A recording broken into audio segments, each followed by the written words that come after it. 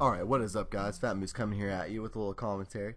Now, this is a little game from yesterday, a little 100 plus game on Nuketown. These are dime a dozen nowadays, I feel like, so I just like to put them in anyways. It's still fun to always break 100, sometimes 200. I honestly think we'll have a 200 plus game up anytime in the next week, just because the guys are finally starting to get the hang of the idea of not triple capping.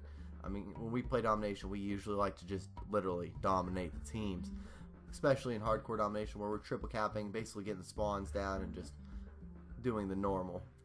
Alright, now the main topics today are going to be about the DLC weapons, and not really how powerful they are, but more of their lack of use in hardcore. The thing is, I've come to notice in hardcore, the only time you ever see anyone using their DLC weapons is A, when they first get them, B, when they're trying to get them for dark matter, and C, if they just don't have and they found one that they picked up.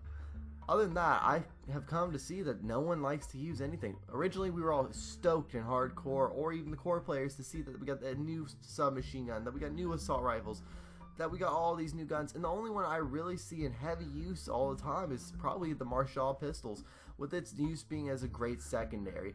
Now, the problem with this is, in core, I go on all the time and I see people always using their FAMAS. I see people always using the Executioner. I see people using their DLC melee weapons just for fun. But on hardcore, the problem is you don't see very many people unless they just unlock the weapon using them. And I feel like this problem is not because these weapons aren't good.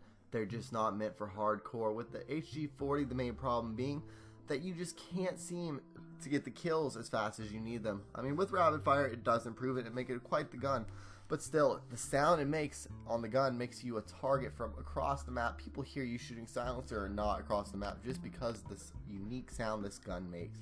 Now, my main point is going to be with the FAMAS. I got the FAMAS within hours of it coming out, and I'm telling you, it was at first my favorite gun. I almost got a nuclear almost immediately. I think it was the first or second game I was on with it. I only got killed off by a teammate on a 27. Now, the thing that happened with this was when I had no attachments on it and it was just a bare gun. The problem with this is it doesn't really show you a good representation. As I started putting attachments on this gun and messing around with it more, I came to realize this gun was not that good if I put any sights on it. It was actually better open sight. And another thing I came to realize, the more and more I used it and the more I started missing with it, because my first games I was actually spot on with it, but once I come to realize if I didn't hit them with the first shot with this gun, it was over for me. This gun's recoil was through the roof. I mean, it was horrible. And yes, it can be fixed if you throw on a grip on there, and it does help quite a bit. But this gun, like the original FAMAS, is one that you should do in short bursts. You should not be spraying and praying unless you are up close. Now, this brings me to the next thing about this.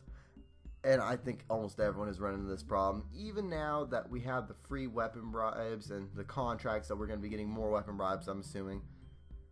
Every time someone sees that you're using a DLC weapon, there's always in the game that one person or that group of people who are going to camp in their spawn or in a corner just to kill you for your DLC weapon and stop playing the game objectively.